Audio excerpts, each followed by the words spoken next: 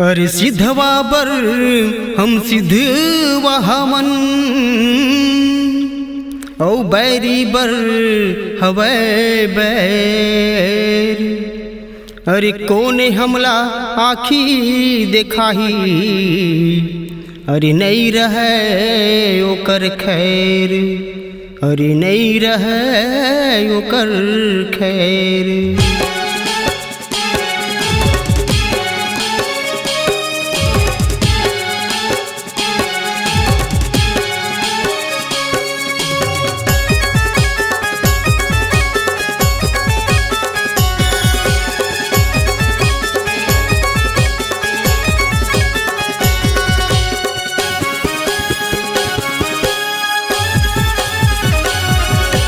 समझ के लड़िया रे बालक दास गुरु चेला खाटी हिरे घुचे के रही रे सतनाम से न जबर छाती हिरे।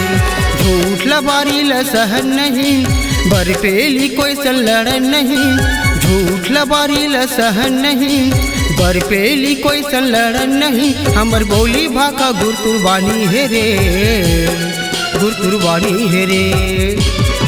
सोच समझ के लड़िया रे बालक दास गुरु चेला खाटी हिर घुचे के रही रे सतनाम से न जबर छाती हिरे।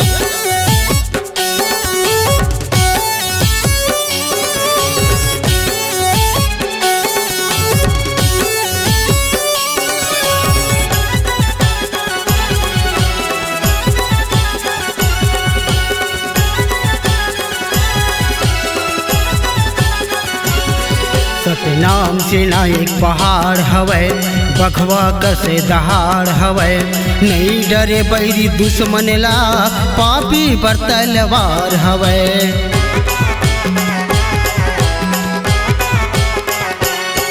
सतनाम से ना एक पहाड़ हवै बखवा कसे दहाड़ हवै। नहीं डरे बैरी दुश्मन ला पापी बर तलवार हवै। अरे पापी बर तलवार हवै, हाँ पापी बर तलवार हवै। सोच समझ के लड़िया रे बालक दास गुरु चेला खाटी हिर घुचे के रही रे सतनाम से न जबर छाती हिरे।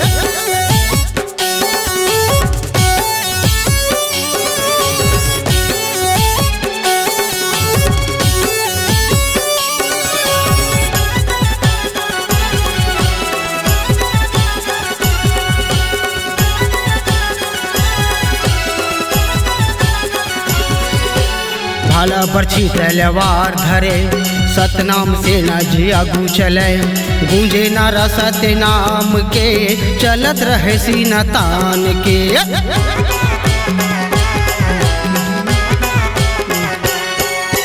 भाला बरछी तलवार धरे सतनाम से न जियागू चले।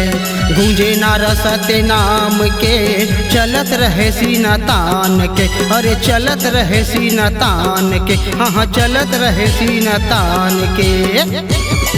सोच समझ के लड़िया रे बालक दास गुरु चेला खाटी हिर घुचे के रही रे बालक दास गुरु चेला खाटी हिरे।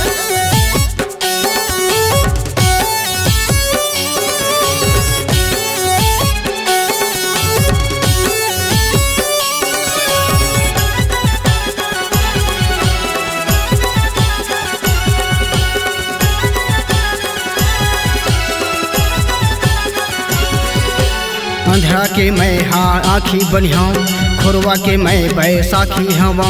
लुलवा के मैं दोनों हाथ हम, सुख दुख के मैं संग साथी बनिहा।